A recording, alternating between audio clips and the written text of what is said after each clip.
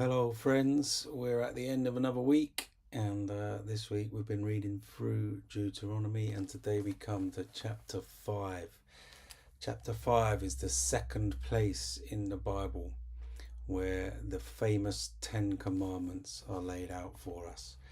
Moses reminds the people of the law that God gave to them some 40 years earlier on Mount Sinai.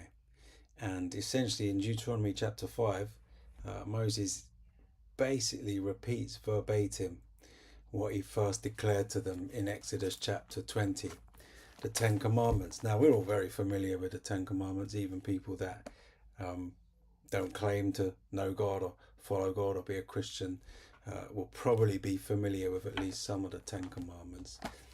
But it's interesting how often we forget what comes before the Ten Commandments, right?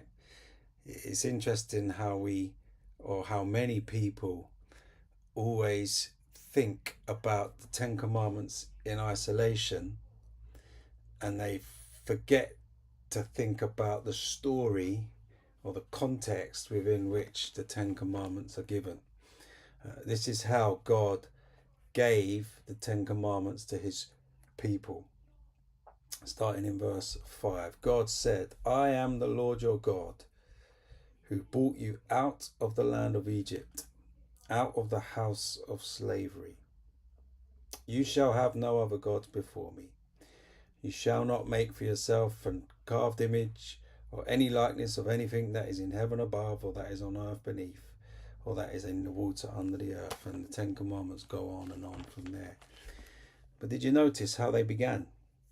God made a declaration of what he had done for the people. "I am the Lord your God," he says, "who brought you out of the land of Egypt, out of the house of slavery." It's really important that we remember that redemption and God's rescuing and delivering grace is what initiated this whole relationship in the first place.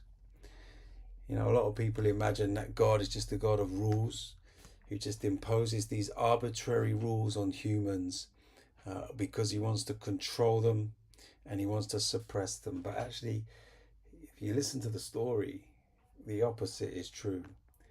God goes and rescues a people, not because of anything they had done, not because they had successfully obeyed all of his laws or behaved really well. No, he just went and rescued the people because he promised that he would, and because he loved them. And the Ten Commandments come in that context. You see, God's law, God's rules, God's commandments are not about us trying to earn his salvation or trying to persuade him to be gracious to us. No, God is gracious to us. He comes to us first. He rescues us. He delivers us. He bestows upon us salvation.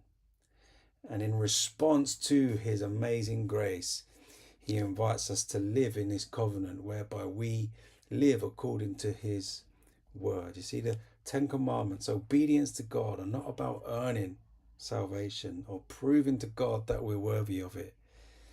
It's about our response. It's about our glad-hearted, willing response to the amazing grace that God has shown to us for no reason other than his own goodness in redeeming us and rescuing us from slavery. So important that we remember the context within which God's law arrives. And the same is true. It's true for people of Israel back then, and it's true for us today.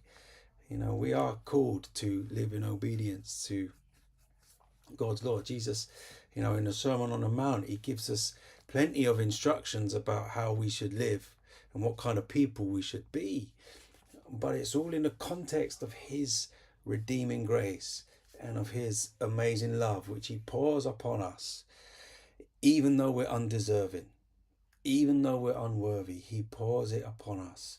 And our response of thankfulness to his grace is to live gladly in obedience to his commandments. Guys, it's been great reading through Deuteronomy with you this week. I hope it's been a blessing to you, and trust that as you continue to read through the scriptures, God will reveal himself to you more and more and more. Bless you. See you again soon.